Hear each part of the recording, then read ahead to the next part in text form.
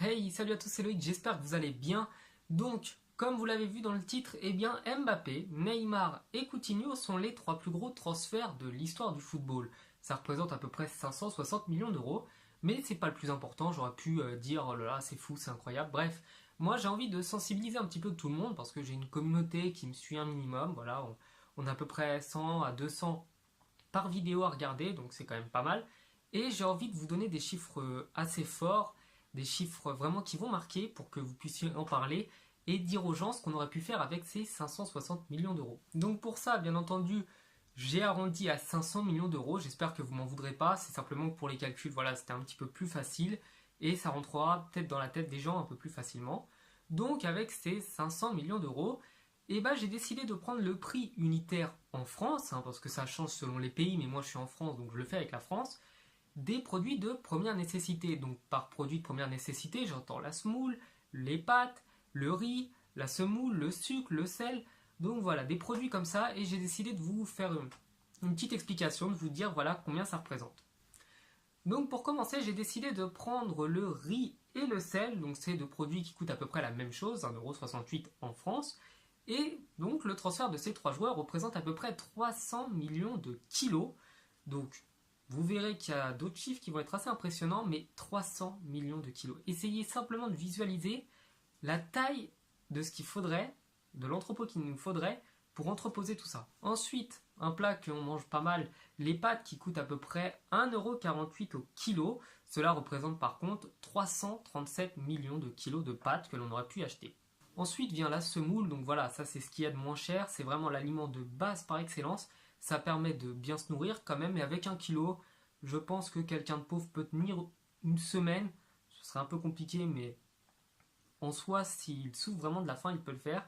Et ça représente, là, une toute petite quantité, hein, seulement 714 millions de kilos de semoule. Ensuite, le sucre, parce que quand même, on a besoin de sucre dans la vie. Avec 90 centimes d'euros le kilo, on aurait pu en acheter 550 millions. Oh, ça va, ça remplit en 2-3 placards, c'est plein quoi. Bon, et puis ensuite, j'ai décidé de calculer avec le nombre de puits qu'on aurait pu construire en Afrique et le nombre d'enfants qu'on aurait pu scolariser avec des ONG. Donc un puits coûtant environ en Afrique 1 300 euros, eh bien on aurait pu en financer un peu plus de 380 000. Donc autant vous dire que je pense que quasiment chaque village d'Afrique aurait pu avoir de l'eau, avoir un puits avec de l'eau potable.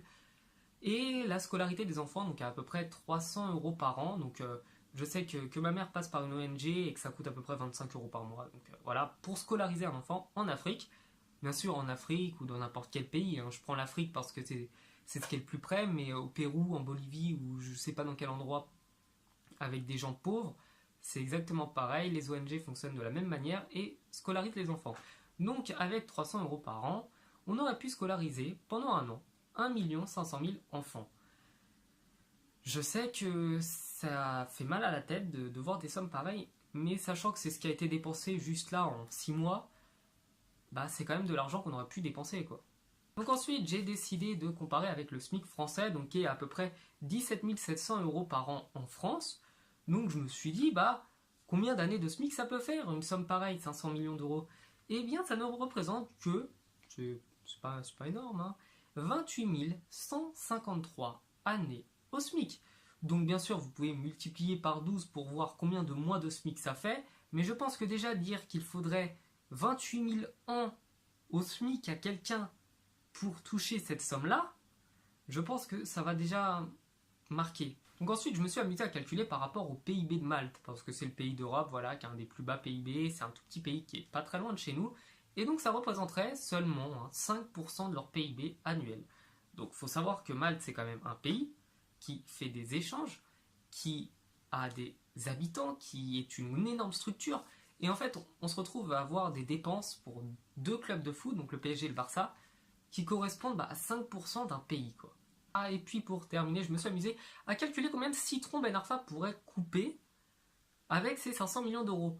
Donc le prix unitaire d'un citron étant d'à peu près 50 centimes d'euros, on pourrait en acheter 1 milliard.